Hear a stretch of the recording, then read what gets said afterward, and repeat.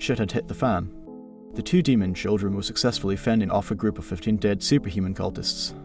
Natalia ran from them too, but kept her eyes locked on mine as she did. As she ran from the flat, she spoke to me. "This isn't over." She screamed, and I knew that it wasn't. I stayed on Terry's sofa that night. We organized all the bound items in the house and threw things out before we crashed out in the early hours. The kids' claws retracted and they returned to their earlier state, causing mischief in the hallways. They were too young to really understand. I didn't sleep much. Nothing new. When I woke up, Terry was still asleep. I didn't want to disturb her, so I walked back to my flat, desperate to avoid anything strange on my way. The stairs must have noticed because they didn't skip on my way up. I hadn't checked the time when I left Terry's, but I reached my door at the same time as a familiar face. Postman Ian was stood there, dropping letters on my doorstep. "Hey, love," he shouted as he noticed me. "I need to talk. Can you come inside? Just 5 minutes, please." I practically begged him at the doorstep. I told him everything that had happened the night before. How Natalia was out for revenge and I was the object of her rage.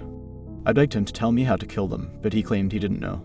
He said if kept my doors locked and didn't let them, and then I'd be fine. He looked shirty as I mentioned killing them. Didn't even suggest asking Prudence how to do it. Something was telling me there wasn't much point. He seemed so disingenuous. I wanted to trust him.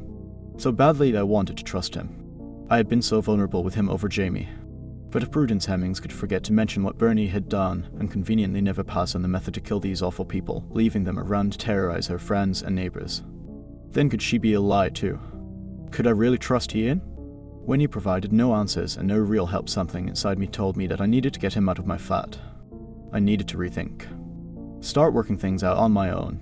I made excuses to Ian and sent him on his rounds. Prudence left me these rules, but she left so much out. How do I know I wasn't always a pawn in some sick game? Her fantasy life as a puppet master, setting me up to fail. She's kept her granddaughter in a cage for years. Maybe she enjoys suffering. I wasn't going to give up easily though. Natalia wasn't going to win. I decided then and there that I needed to attend the committee meeting today and start building an army against Natalia. I didn't need Prue's help or her methods. With enough manpower I could do it myself. This was war.